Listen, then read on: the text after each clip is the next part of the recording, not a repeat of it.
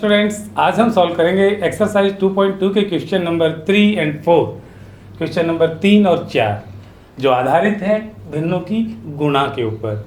तो चलिए पहले ये जानते हैं कि किस प्रकार भिन्नों की गुणा की जाती है और कौन से ऐसे नियम हैं या कौन सी ऐसी बातें हैं जिनका हमें ध्यान रखना होता है भिन्नों की गुणा करते वक्त। उसके बाद हम क्वेश्चन नंबर 3 और 4 दोनों को सॉल्व करेंगे। तो सबसे पहले हम देखते हैं कि किस प्रकार भिन्नों की गुणा की जाती है। जब दो भिन्ने हैं हमारे पास और उनकी गुणा हमें करनी हो, मान लीजिए मेरे पास भिन्ने हैं 3/5 और 2/7, ये दो भिन्ने हैं और हमें इनकी गुणा करनी है। तो इनकी गुणा करते वक्त हम क्या काम करेंगे कि जो भिन्न है पहली भिन्न के अंश को दूसरे भिन्न के अंश के साथ, ठीक उसी प्रकार पहली भिन्न के हर को दूसरे भिन्न के हर के साथ गुणा किया जाता है। तो इस प्रकार 3 की 2 के साथ गुणा करेंगे, 3 और 2 की गुणा 6, और ठीक उसी प्रकार 5 की 7 से गुणा करेंगे तो 5 और 7 की गुणा 35। तो एक तो तरीका ये है, जब दो भिन्ने दी गई हों और दोनों की गुणा करनी हो तो हम क्या करते हैं, we multiply numerator of the first fraction to numerator of the second fraction and similarly the denominator of the first fraction is multiply with denominator of the second fraction. दोनों की मल्टीप्लाई इस प्रकार करते हैं।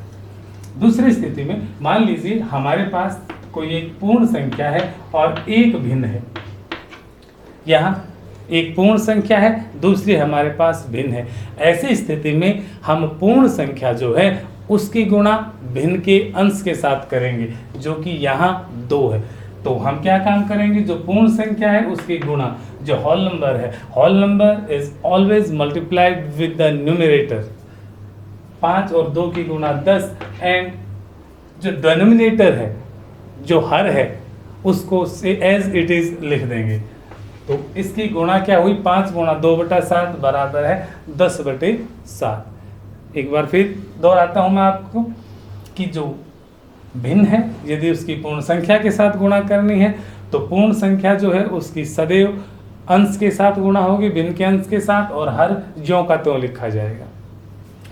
मान लीजिए आप किसी पूर्ण संख्या की किसी मिश्रित भिन्न के साथ, मिक्स फ्रैक्शन के साथ, मान लीजिए ये मैंने लिख दी एक मिक्स फ्रैक्शन है और इसके साथ अगर मल्टीप्लाई करना हो तो पहले हम क्या करेंगे, जो मिक्स फ्रैक्शन है, मिक्स्ड फ्रैक्शन जो मिश्रित भिन्न है उसको हम पहले इम्प्रॉपर फ्रैक्शन में चेंज करेंगे, इम्प्रॉपर अनुचित भिन्न में बदलेंगे। किस प्रकार, 5 गुणा 7 दूनी 14 और 3 17, 17/7, और फिर ठीक उसी प्रकार जैसा दूसरी स्थिति में किया था, पूर्ण संख्या की अंश के साथ गुणा करें, 17×5 = 85 और हर ज्यों का त्यों लिख दें। तो ये 3 तरीके हैं भिन्नों की गुणा करने के, किस प्रकार भिन्नों की गुणा की जाती है। तो चलिए अब हम देखते हैं क्वेश्चन नंबर 3 एक्सरसाइज 2.2 का। ये आप जान गए होंगे कि किस प्रकार भिन्नों की गुणा की जाती है। अब हम क्वेश्चन लेते हैं। जो क्वेश्चन का पहला पार्ट है तीसरे क्वेश्चन का, उसमें लिखा है 7 गुणा 3/5। जैसा कि मैंने आपको पहले बताया था कि जब पूर्ण संख्या की किसी भिन्न के साथ गुणा की जाती है, whole number is multiplied with fraction, तो हम क्या करते हैं कि होल नंबर की मल्टीप्लिकेशन किससे करते हैं, न्यूमरेटर से। तो 7 3 21, 7 21/5।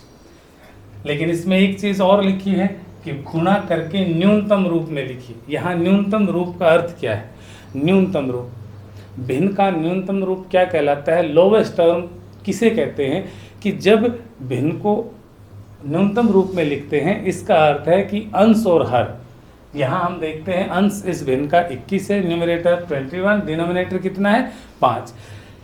अंश और हर में कोई भी साझा गुणनखंड न हो, कोई भी साझा गुणनखंड न हो, ऐसी स्थिति में हम कहेंगे कि दी गई भिन्न क्या है, लोवेस्ट टर्म में है या फिर न्यूनतम रूप में है अपने में। अब साझा गुणनखंड से क्या अभिप्राय है, अब आप 21 के गुणनखंड की बात करें तो जैसा कि मैंने आपको बताया था 21 के गुणनखंड होंगे 3 और 7 इसका 5।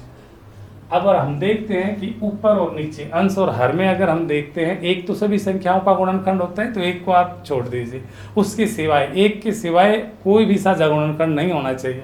तो 21 और 5, 21 के जितने भी गुणनखंड हैं या 5 के जितने भी गुणनखंड हैं, 21 के गुणनखंड कौन से होते हैं, 1 3 7 और 21 और 5 के हैं 1 और 5, तो 1 को हटा दीजिए।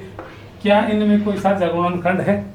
कोई भी नहीं है। इसका अर्थ ये जो भिन्न है ये ऑलरेडी अपने न्यूनतम रूप में। एक और उदाहरण लेता हूँ। मान लीजिए मैंने लिखा 10/2, ये एक भिन्न है। 10/12 कर लेता हूँ। अब यहाँ देखिए, यहाँ 10 जो है वो 2 से भाग जाता है, 12 भी 2 से भाग जाता है। इसका अर्थ क्या हुआ कि 2 इन दोनों का साझा गुणनखंड है। तो इसका अर्थ क्या हुआ कि ये न्यूनतम रूप में नहीं है। न्यूनतम रूप में करने के लिए हमें क्या करेंगे, इनको इनके साझे गुणनखंड से भाग देंगे। क्योंकि 2 से दोनों संख्याएं भाग जाती हैं, तो 2 पंजे 10 और 2 छिक 12।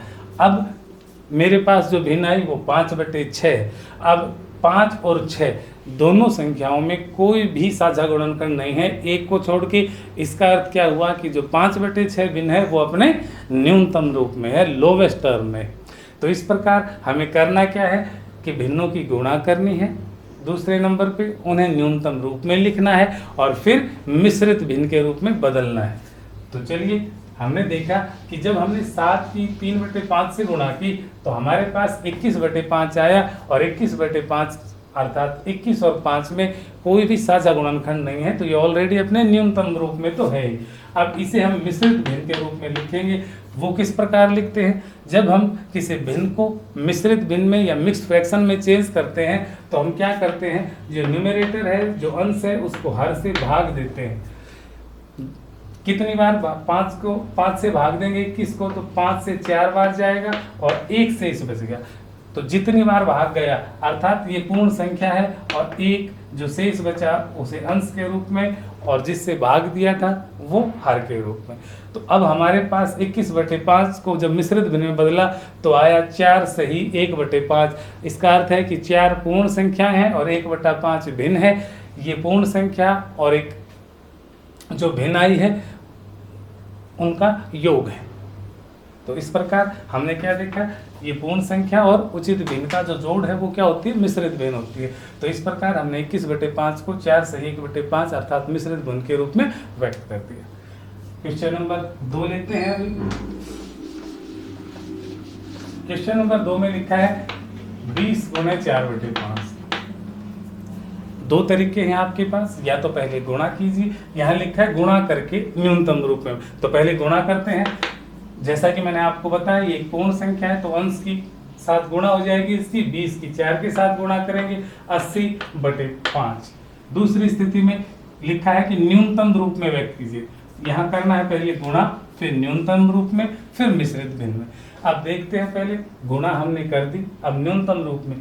क्या 80 और 5 में कोई साझा गुणनखंड है? बिल्कुल है, 5 दोनों का साझा गुणनखंड है। ये संख्या 80 भी 5 से विभाजित होती है, भाग होती है, और 5 भी 5 से होता है। यदि मैं देखता हूँ इस प्रकार, तो यदि मैं 5 से भाग देता हूँ तो 16 बार भाग जाएगा और ये 1 बार। इस प्रकार मेरे पास जो भिन्न आई वो 16, या जो संख्या आई वो क्या आई, 16 आई।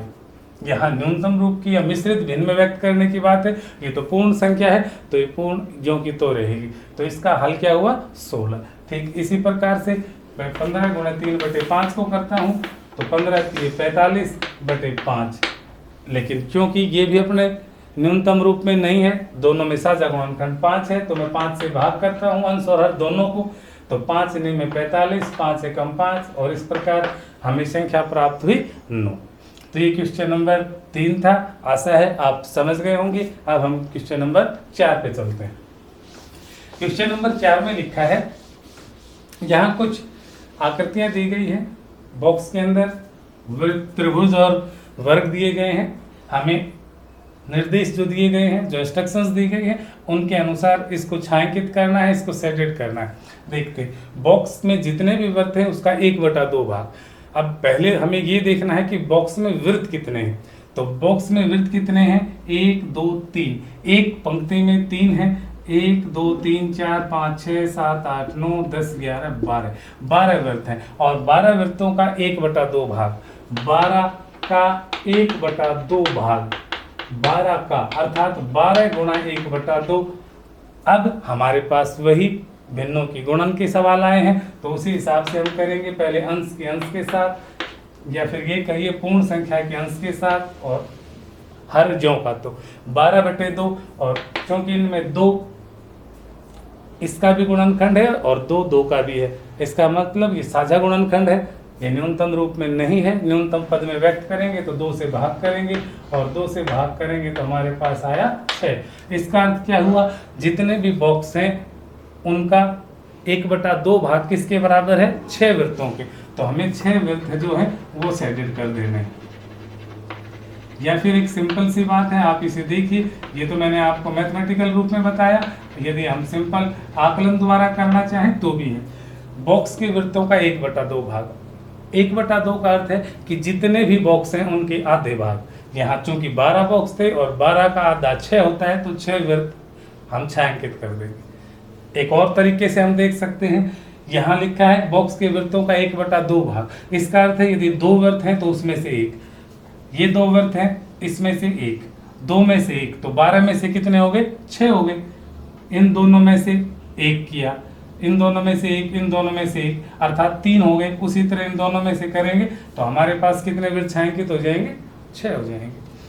ठीक, अगली क्वेश्चन में इसी प्रकार से है, बॉक्स के त्रिभुज का 2/3 भाग।